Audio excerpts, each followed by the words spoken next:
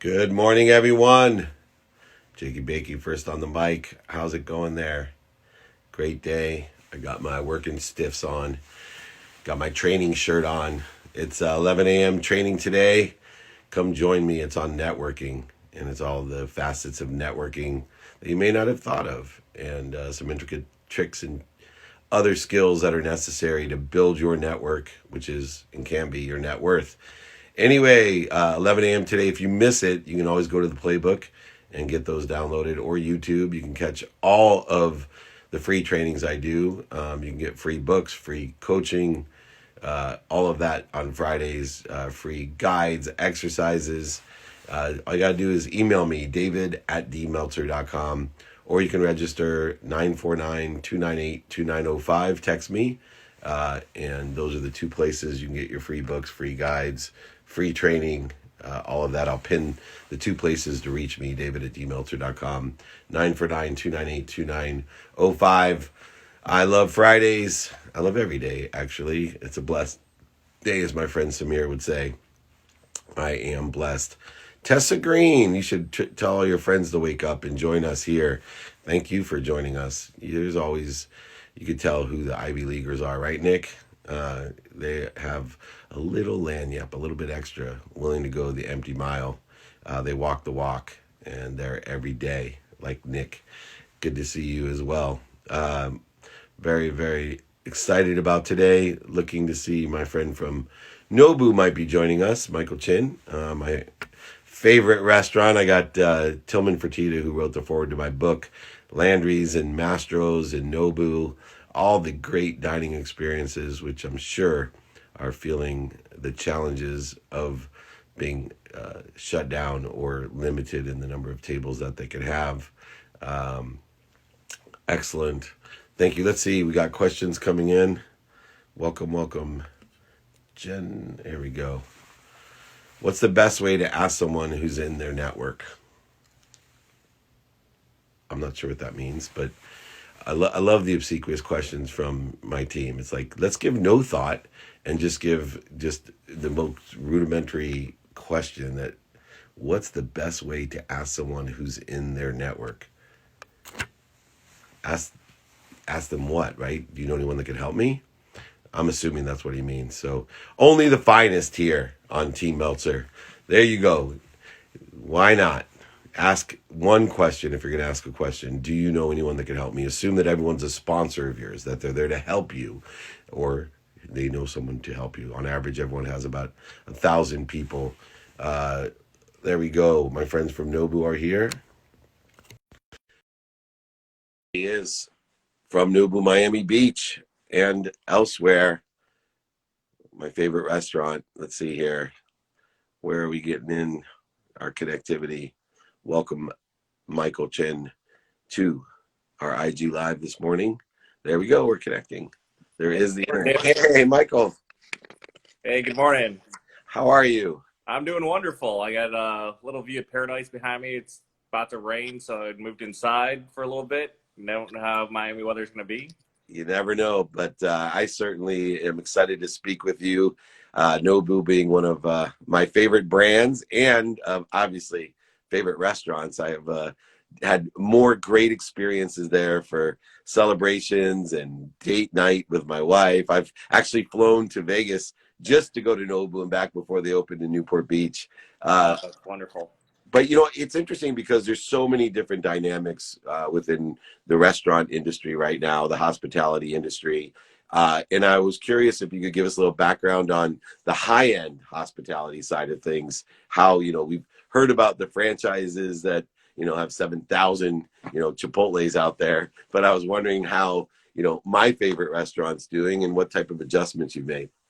It's kind of been different from each location. Obviously with each state and each city given different ordinances, we've really been playing it close to the ear. We're trying to protect ourselves, want to protect our guests and the reputation of the Nobu brand. We want to be able to deliver the service, the Nobu service that most of our customers like yourself are used to.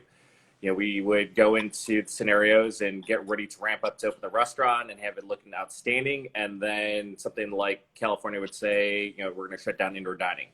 or what we just had in Miami here. We had some great traction, welcome our guests back. We were successful with takeout and delivery, welcome guests back in the dining room, and then the dining room shut again. We are aiming to, stay ahead of the curve, but also we need to be careful, making sure that our customers are protected, and also that our business is protected, like all the other businesses and restaurants are out there as well. We want to make sure we're taking the proper steps to, continue the service that we had, adjusting with the new norms. But we're getting through. We have an eye in each direction, and we have great leadership from the Nobu founders that we're listening to, and the Nobu brain team. So we're doing everything we can to just continue this wonderful trend to deliver Nobu experience to all of our guests. And you talk about the Nobu experience. I am doing a training today on networking, and I'm going to talk about the individual energy that you carry. That sometimes it's not what we say, it's how we say it. I'm thinking about when I walk into your establishment, there's a different energy, right? In my office, there's a different energy. What are some of the things that you do to create that experience, that vibe, that energy? Because to me, that's the intangible quantitative value that gives the perception, whether it's true or not, that you have the highest quality food, you have the best service, that you have the best customers in there. And it all creates this incredible collective vibe that you feel the minute you walk in. Right. I think it all starts with that Newbie culture, taken from Nobu-san and the brand orientation that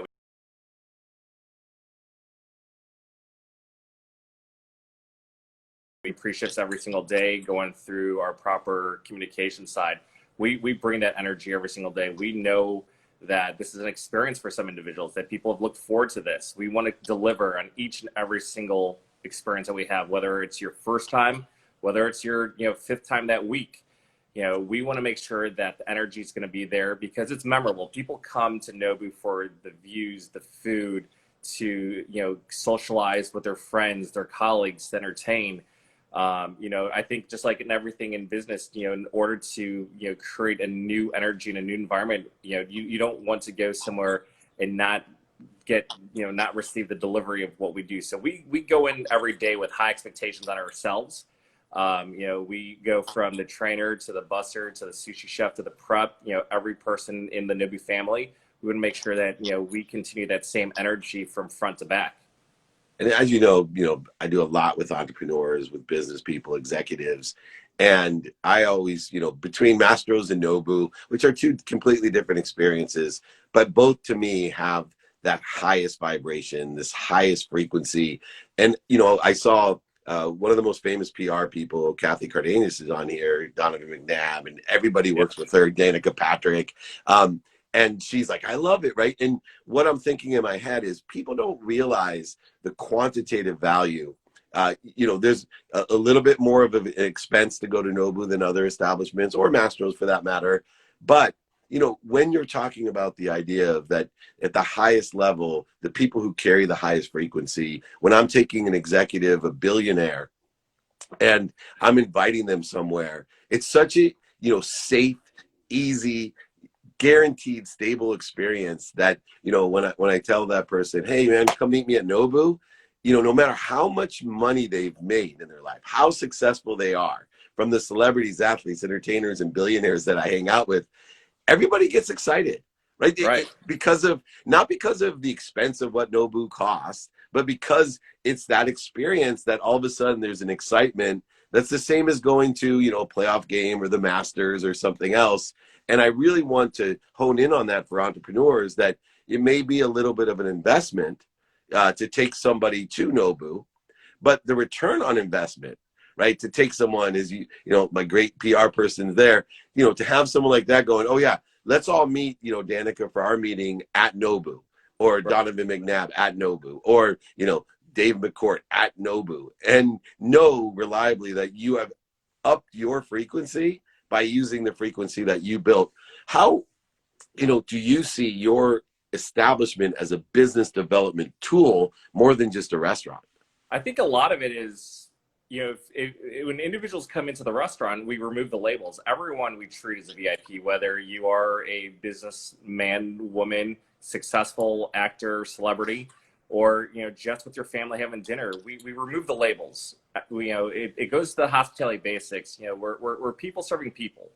And I think that people feel relaxed at Nobu. You're able to be who you are without the label or having people kind of, gawk around you. It's also an area where you may be at one table and, Donovan may be at another table. And it's a networking that you get there. And it's kind of that relaxed environment where you go into dinner and you're seeing your friends, you're seeing your people, or you may see someone that is another person that you may have not met before, but you are acquaintances now.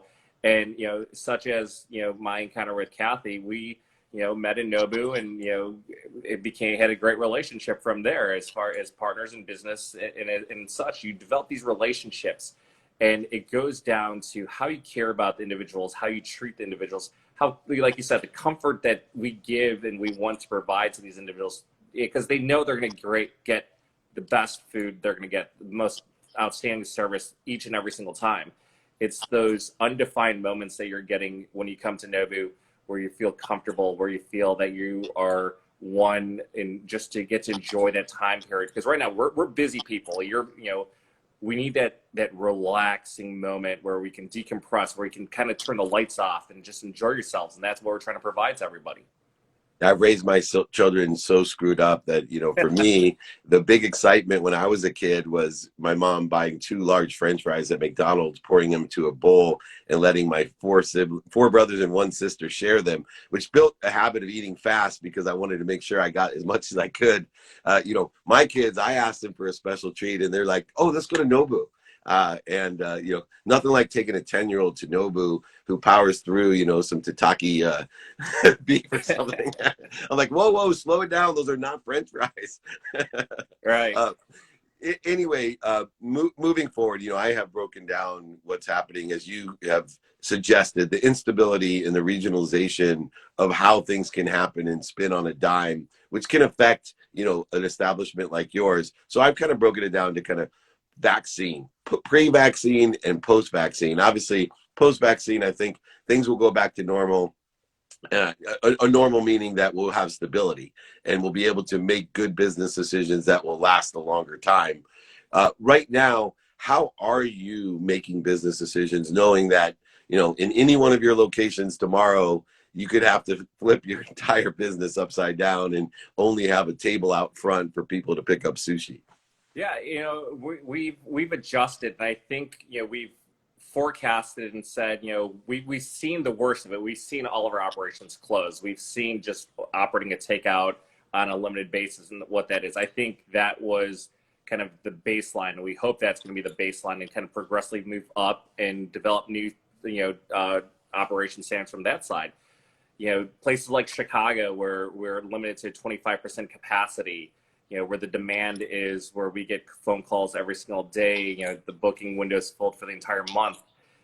We're from 300 seats to 72 seats, and, all the eyes are on us. And, we know if we make one slip up, it could risk us getting fined or shut down. We can't afford to do that. And we stress that to all of our, guests that we welcome in every single day, to our servers, make sure that people are conforming, because we don't want to ruin the experience for people not to be able to experience what Nobu is by not taking the proper precautions. So we're looking at different ways of, spacing tables out. We're getting creative in how we're, using our outdoor space in various locations. In Miami, it's summertime, it's hot out there, it's humid, but we have this beautiful environment outside on our patio. We added some tropical greenery. We're adding the fans, we're adding the lights. But we want to make sure people are safe, and we're complying with local ordinances, because we're doing our part as well to educate the local governments as well, to the businesses, that we are capable of operating a safe business in the time of this COVID pandemic with all the restrictions that we have. We're going to do our part, and we need to continue proving to the mayors and the governors that businesses like restaurants and hotels can police ourselves and deliver the same experience, to allow us to say, we're going to continue to grow, and we're going to continue to develop, and we're going to continue to expand and allow you to increase occupancy to 50%, to 75%.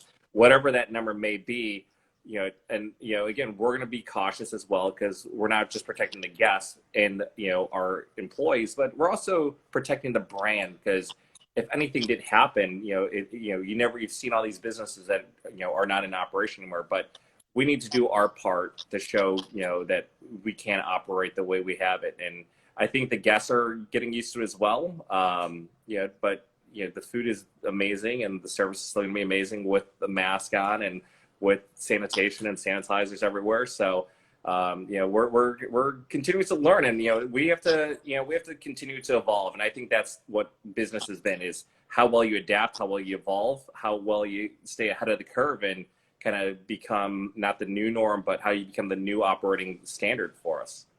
Yeah, no doubt. And you're going to have to text me. You can see my number, 949-298-2905. I need your number because the tables are selling out and I need a new hookup at Nobu now, Michael. So I will tell you, in all, as far as quality of food and service too, that I have gone there with the world's famous chefs. So my favorite story was with Ming Tsai, who the chefs came over and somebody said, "Oh, we'd like to pick up dinner." And I was with Ming Tsai, and he thought it was because he was with me.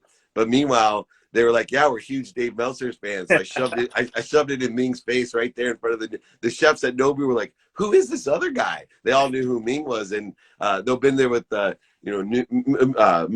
and all types of great chefs. And I love taking famous chefs there because they're so complimentary to what you do, the same way our quarterbacks are to Donovan McNabb. I love bringing up Donovan's names the same way as I do Nobu. And man, what great insight. Thank you for always providing such a great experience for what you do. I can't wait to get to more stabilized, where it's a full house again at Nobu. You have a loyal, wonderful customer and supporter. And I just wanted to have you on because it is, like I said, my favorite restaurant. Thanks for what you do.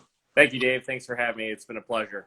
Don't forget to text me, 949-298-2905. I love Nobu. Talk soon. All right, Mike. Thanks. Take care. Awesome. I love that, man. Just winners win, right? You can see how different businesses do things right. And when they do it, they do it right. Thank you, Kathy, as well, for getting Michael on here. And you and I will have to go to Nobu together for sure. I'm going to join here my kombucha. Here we go. Greg and Forrest. Forrest Greg. That's a Greg Forrest. Here we go. Hey. Hey, how's it going? Good, man. How are you? Pretty good. Thanks for having me on. Yeah, well, I'm a big June Shine Company fan there. I want to start out because a lot of people don't, I think, we assume things that they don't even know really what kombucha is. And they may not have seen June Shine before. So I was hoping maybe you could explain, just starting with, what is kombucha? Yeah, so kombucha is fermented tea. It's an ancient beverage. It's all about health and wellness and gut health. June Shine is hard kombucha. So we take normal kombucha and ferment it twice with craft beer brewing equipment and are able to get the ABV up to 6% while maintaining all of your healthy dose of probiotics. So for us, it was about creating a better for you alcoholic beverage. We're based in San Diego, and there's a ton of amazing craft breweries. And me and my buddy went to college together, started brewing in a garage in San Diego. And the whole idea was, could we make something and feel a little bit better the next day with all the organic ingredients? So now we're here 2 years later and are scaling nationwide.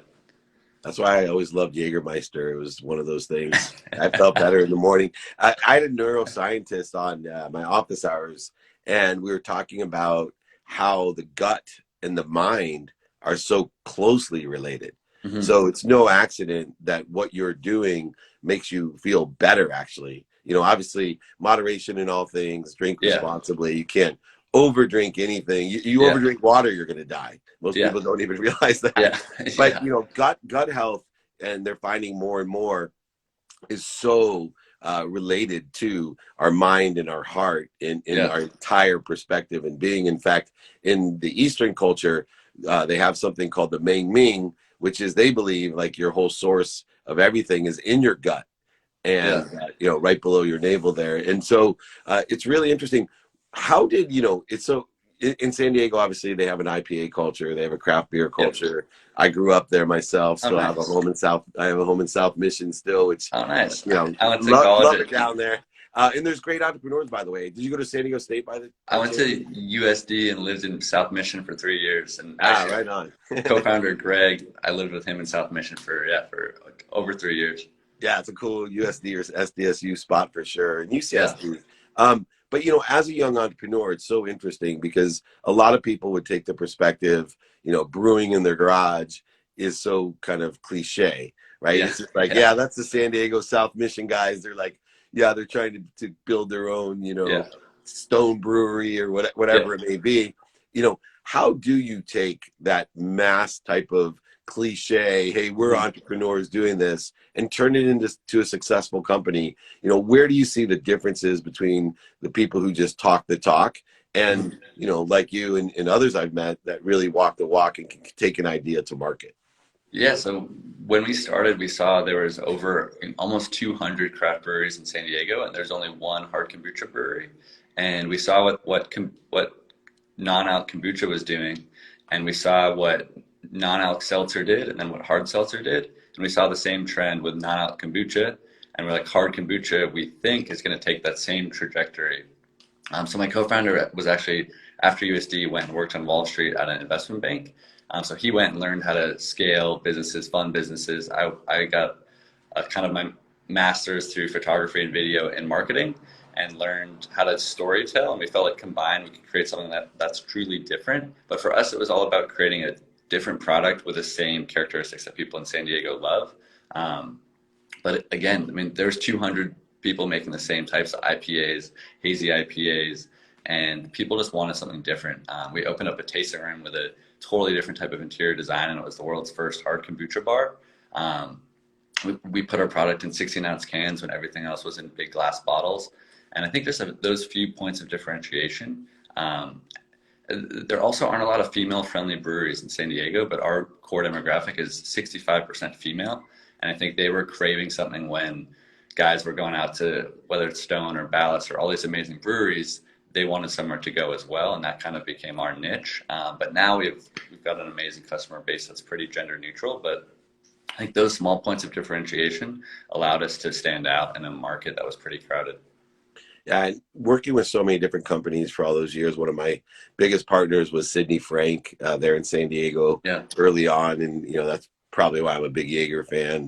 But I'd worked with Corazon and obviously Grey Goose, and have worked there too with. Gosh, I'm losing my Zyler import fist thing, but the most difficult time, and I've invested in the space. The most difficult time is sometimes when you're successful.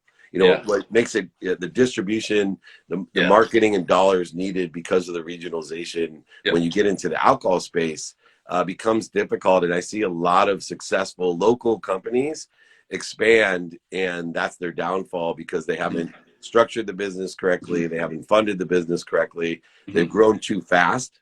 But if it's done right, as you know, the acquisition power with the big distributors and big brands, there's that $100 million mark, like my boys at Babe, the fat Jewish, proved. You build a brand, to about 30 million, and the billion dollar club, they just buy you up for 100. And you and your partner are sitting at South Mission owning a 3-story place. So where do you see the challenges in expanding though?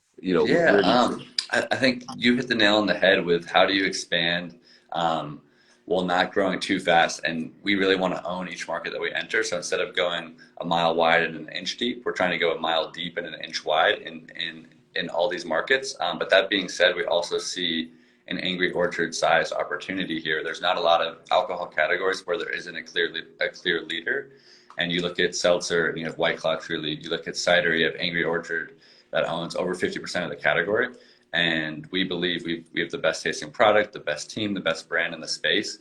And our mission is just to get organic, transparent alcohol to as many people as possible. So we kind of looked in the mirror a year ago and said, why not go for it and try and be the biggest player in this space, as long as we don't have to sacrifice any of those core brand values. So that's where we're at right now. We closed a seed round earlier this year and bought the old Ballast Point Brewery in San Diego. So we actually brew out of Ballast Point Scripps Ranch. That's our headquarters. So it's kind of cool to be in that iconic space. But yeah, I think we kind of passed that first hurdle of expansion. You know, we're in New York, Austin, Chicago, all up the West Coast, Hawaii, Colorado. We're going to launch Florida soon. So right now, I think we've got a winning playbook, and it's just scaling it to these new markets. Yeah, it's so interesting. And the nice thing about that scaling playbook is there has been, Angry Orchard, there has been the Seltzer brands, there's been, Babe, the wine type of canned wine, etc. And so, it's nice that you're first into your space, best of your space, but yet, you can leverage the dummy tax that a lot of those other companies have experiences. What any distinction between those other companies, from craft beer to seltzer to Angry Orchard, are there any distinctive things that are unique to kombucha that you didn't expect or that others wouldn't know? Yeah, so there's over 500 million probiotics in each 12-ounce serving. So that alone, if you have 2 June Shines, you get your daily dose of probiotics, so that gut health aspect is totally unique. It's really expensive to make a USDA organic beer. We're able to do it because our core ingredients are green tea and honey. So that Jun base of kombucha, we call it the champagne of kombuchas, and it's a lot smoother.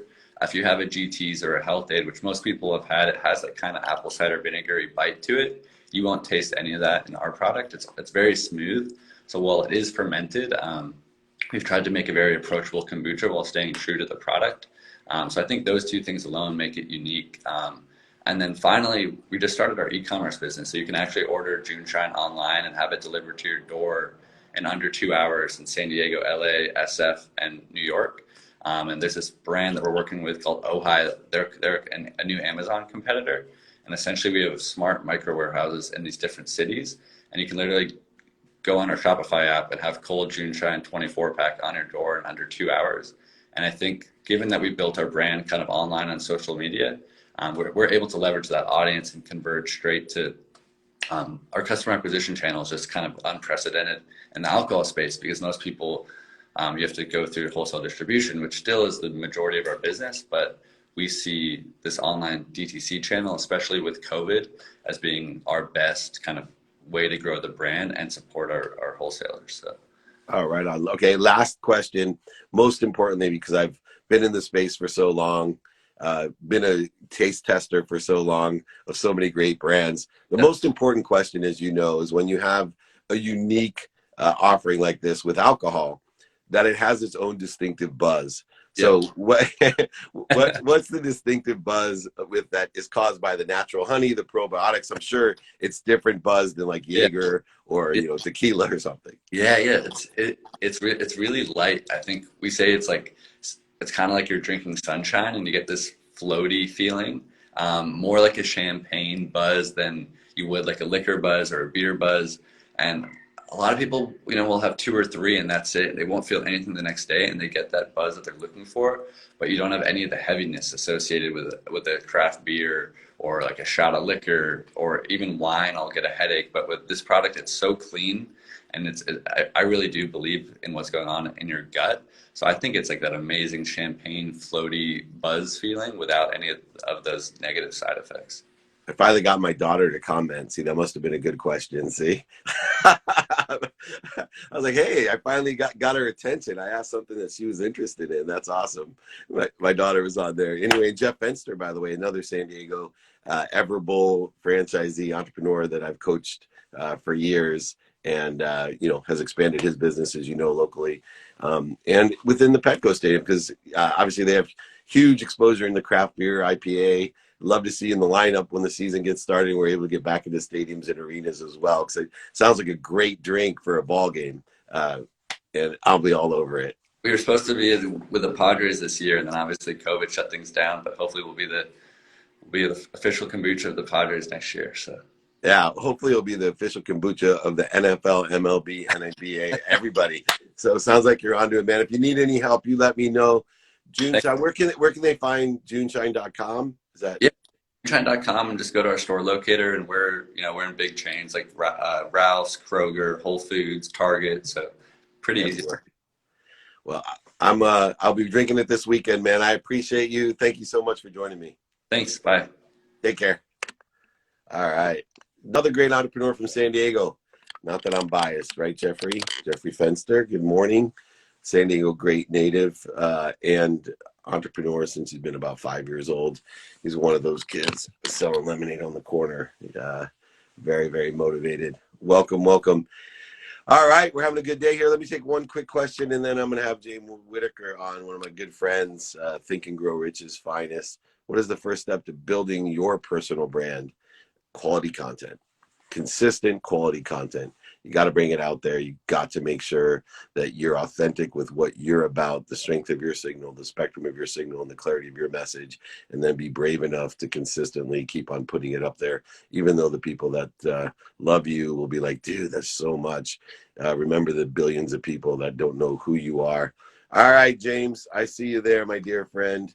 You are coming in. Let's have another great joining us here. So blessed to have you guys joining me. James Witt. Oh, there he is. Dave, how you doing, my friend? Always good to see you.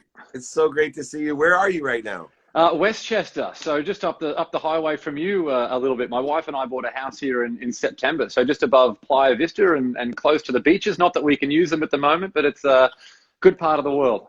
And the sun's still out, you know, like I'm working out of the closet right now, and every so often I leave the closet, I go out in the backyard, and like a dog, you know, I just put my head up to the sun and just soak it in for vitamin D and some energy. It's amazing, isn't it? And I tell you what, the Keeping Up with the Meltzers videos I think are fantastic. So I think it's a great insight into family life and basically just people are getting back to the basics during this quarantine. And I think it's really important. It's a great message to have out there. Well, I think you nailed it, because that's exactly how I felt. And even more, you know, I hate to be that dad, but my daughter Mia, she came on when we started talking about the better buzz with the kombucha. But, you know, it was an unknown talent. You know, I was just joking around. She's like, Dad, what can I do? You know, she's back from college. And I was like, work for me. I need good content, you know, figure out something. And the funniest thing about that video to me, it's so much like The Office, you know, the way that she narrates it. So I said, wow, I go, Mia, how did you, you know, mirror that, you know, narration like The Office? And she said to me, talk about feeling old. She goes, what? She goes, what's The Office? She's never seen The Office. And yet it's so parallel. I said, that you're channeling The Office. You're making me look like Michael Scott, but take it to the next level. You know, my favorite book of all time is Think and Grow Rich, and how you and I truly connected. It is working with Think and Grow Rich, the legacy. You put me in the book, the movie, everything that you do, you know, just wins.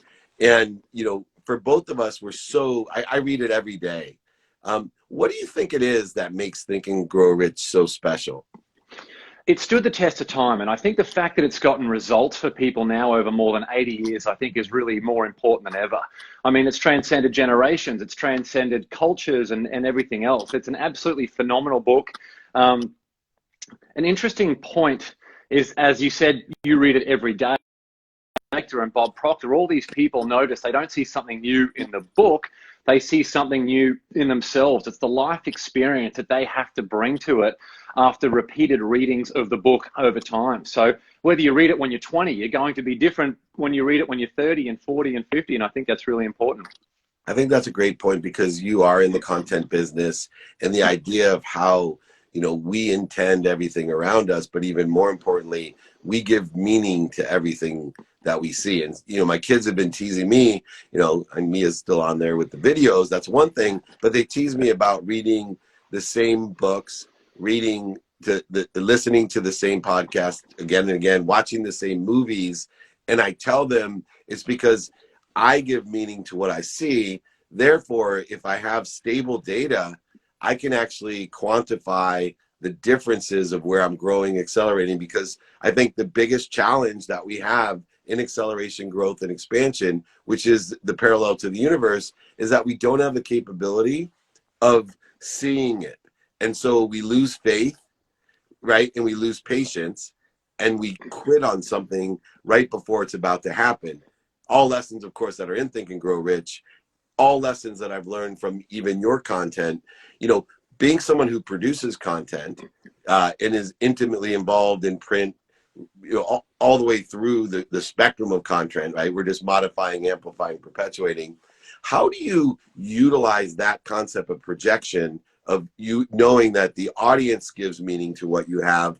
Therefore, there seems to be some content like Chicken Soup for the Soul, or Think and Grow Rich, or A Course in Miracles, or The Power of Intention, that have this really wide spectrum that, like you said, an 18-year-old can read it and they'll get a different meaning and continue reading it till they're 70, or even like Bob Proctor, I think he's 86 now, and he still reads it every day. Yeah, it's crazy, isn't it? It's a fantastic lesson in longevity, but I think people need to find inspiration wherever they can get it. It's difficult for us to force inspiration down someone's throat. I have a 14-month-old daughter. You're a bit further ahead of me in the parenting journey, but from what I understand and my own experience as a child, it's hard to take constant inspiration from your parents. It's funny that you learn from their examples, but you don't like to be told things from your parents. So I think with all that content, it's just up for people to find inspiration wherever they can, but also be inspired as the hero of your own story. Because when you're inspired as a hero of your own story, it doesn't matter how much money's in your pocket. It doesn't matter where you're working from. You get up and you get after it every single day. And that's what I talk about with the Win the Day branding. And I think the power of relationships, which is really what has transcended and completely changed my life. It's completely changed your life. And our relationship, since you and I first met each other, has been based, since we first met at the Fairmont Hotel in Santa Monica, a few years back, has been based on just figuring out what can we do to the other person. And, for the other person to add value and boldly be of service and give without the expectation of anything in return.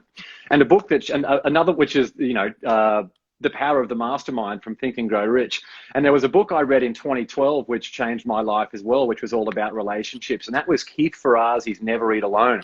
And I saw that you had him on the playbook the other day, and I had him on the Win the Day podcast the other day as well. And it's amazing in this world where everyone's looking for instant monetization. They say, look, I have a podcast. I want instant ad revenue, so I'm going to find a sponsor. The number one monetization strategy that no one ever talks about is relationships. That can be $10 million for you in 3 years' time or 5 years' time. So focusing on relationships, I think, is the best way that people, get inspiration where you can, but then focus on becoming a lifelong student and giving without the expectation of anything in return.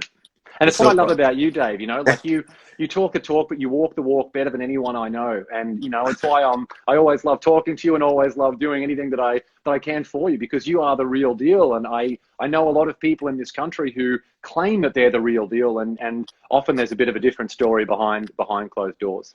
And I want to tell people about being the real deal is, obviously I wake up every morning a hypocrite. I take inventory of my values. I'm expanding, growing. What I knew yesterday or a year ago or 3 years ago, my goal is always just to be the better me, right? I don't want to be better than James. I don't want my podcast to be better than James. I just want to be the better me and be my own chief betterment officer. And the interesting thing is when you started talking about when we met, and because we both are abundant, or we're on the pursuit of that. In fact, the title of your podcast is my theme of life, which is enjoy the consistent everyday, persistent without quit, pursuit of your own potential, right? Your best self. And I'm thinking, I don't think either of us have really ever asked for anything. We've offered stuff, but because of that, I've offered to do a ton of stuff for you, and you've offered to do a ton of stuff for me, and we've never had to ask. But in our relationship, we both have benefited in this abundant way, as if other people would have spent hours negotiating, strategizing, figuring out how to take in, there's some kind of quid pro quo negotiation.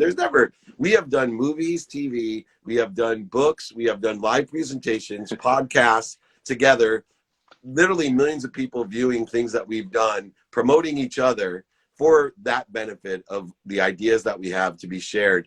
And I'm thinking this is a perfect example to people. No expectations attached to an outcome. Only two people that are sitting there going, how can I be of service or value to you?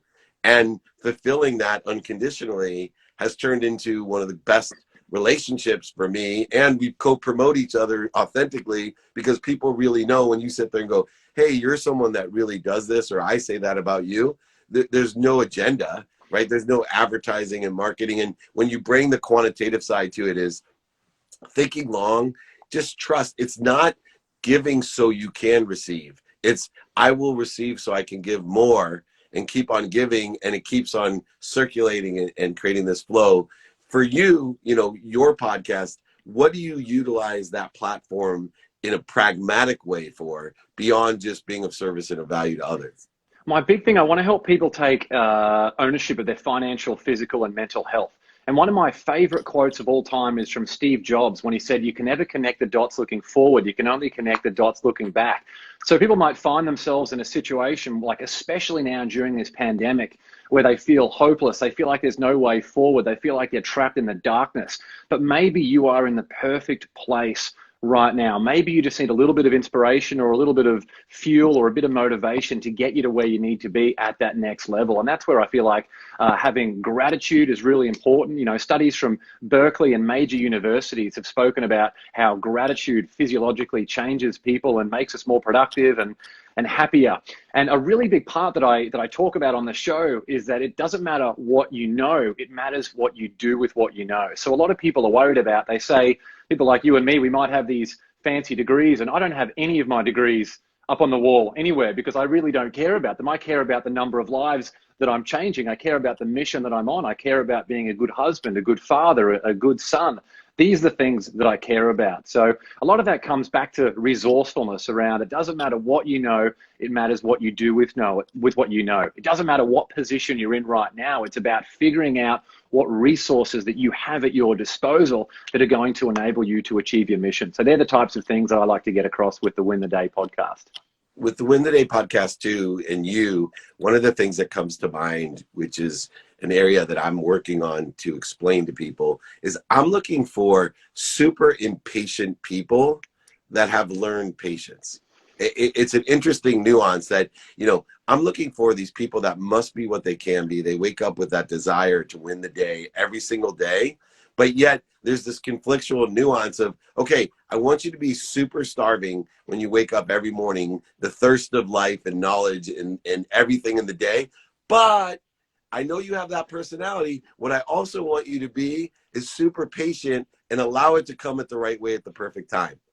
Yeah, definitely. I think that's fantastic. It's something that I changed as part of my daily routine recently, because as Hal Elrod said during our We Are Podcast House Sessions event, he said in times like this, it's more important than ever to double down on self-care. And I think that's really important. So I thought, and with my wife, we thought, what can we do to optimize our morning routine? And one of the things we do now, we wake up, we do a 15-minute yoga session, we do a 15-minute meditation, and then we introduced cold showers. And I tell you what, that moment when I see the cold shower and I say, you know what, how badly do I want today? And I know that if I hop into that cold shower, I really, really want it. And I've been enjoying it for sustained energy, but it really is that drawing the line in the sand to say, you know what, this is a new day, a day that's never promised. We need to live and die on this day.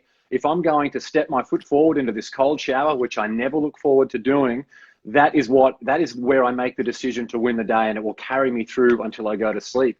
And I've been doing that. It's one simple act, and it really has made a huge mental shift for me. And I think I will continue to do cold showers in the morning until the day that I die. I'm just loving it.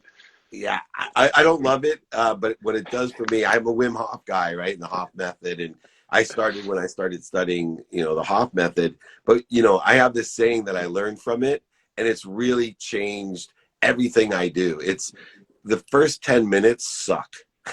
Right? And so, like, because that shower, it's like, okay, the first 10 minutes are just going to suck. But there's some great notion about, look, I've never, ever walked out of the shower going, man, I'm bummed I did that. Or like I always say about working out, there's been plenty of days that I wake up and I'm like, nah, you know what? This whole consistent, persistent thing, it's okay. I tell people you could be a hypocrite.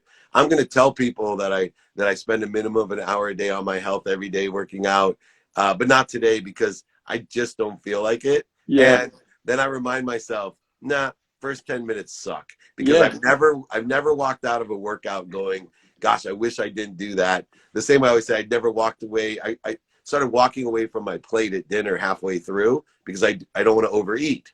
And I've never walked back to my plate going, gosh, I'm so sad I did that. Now, when I walked away, it sucked, right? But when I came back, it did. When I finished the workout, it did. When I finished my shower, it, like you said, it doesn't. So it's kind of the Dave Meltzer, the first 10 minutes suck attitude that you're Yes, living through. very much so. You know what? It's funny. When I first tried the cold shower, I lasted about 10 seconds and I thought, oh my God, this is like, how embarrassing. Like I help people with performance and I lasted about 10 seconds. The next day I set a timer. And the moment I set a timer, it's as good as done. I can literally see it from the shower. It doesn't matter what's going to happen. Even if the house is burning, I am not leaving this cold shower until the timer goes off. And after 60 seconds, your body gets used to it. But I think a big part of what you were talking about too, which I really love, is how you make sure every single day that you schedule time for all the areas of your life that are important, whether it's calling your mom or, all the things that you've got to do with your family.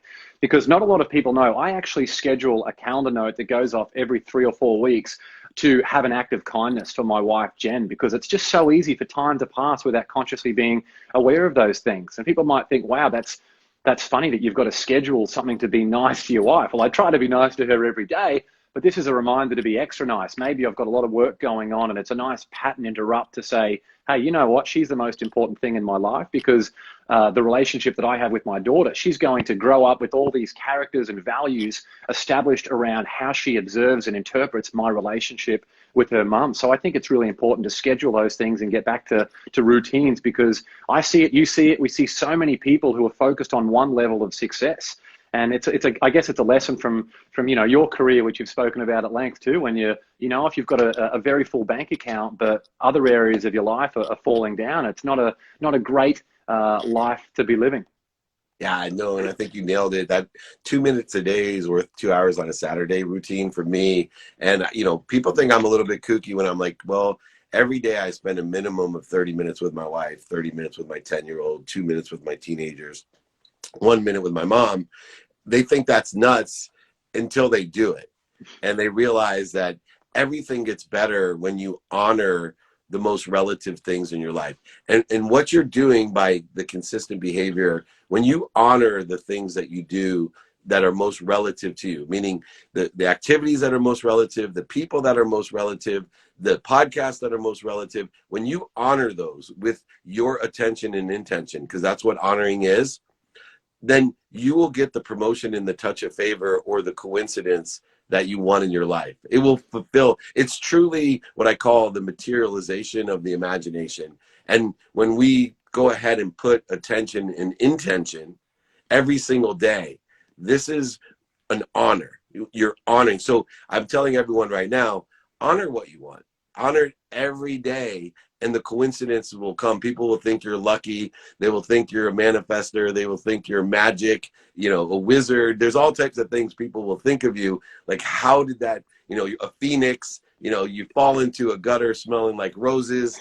That's the fact of honoring what's most relative to you. And, I want to honor you, James, because you're very relative to me. You've been a great friend, not only to me, but to our entire culture of trying to get people just to be better and enjoy their lives. And most importantly, as you know, I want to empower over 1 billion people to be happy. So I need 1,000 people like you to empower 1,000 to empower 1,000. And you're a sure bet for Dave Meltzer. So thank you so much for joining me. Thank you for having me, Dave. Anything I can ever do to help you, your friends, your mission, I'm always here. I appreciate it. Well, get them all to come to my Friday trainings. They're Absolutely. free. Consider it done. Much. Great Awesome. to see you, my friend. The great James Whitaker, thank you so much. Dear friend, you can see when you get someone a high energy aligned with what you're doing, it's a exponential. The tides rise together, all boats. Email me today in about 3 hours, david@dmeltzer.com, or text me 949-298-2905. Please join me in my training for networking. We're going to talk about how to network and gain your net worth. One of the greatest and most valuable skills that I have is the networking capabilities. So please, please, please join me and bring your friends, associates, families. If you miss it, don't worry. The replays are on YouTube and on my podcast, The Playbook, and you can download that everywhere as well. dmeltzer.com/training. Thank you, everybody. Remember, most importantly, be kind to your future self and do good deeds. I will see you in a few hours. Thanks.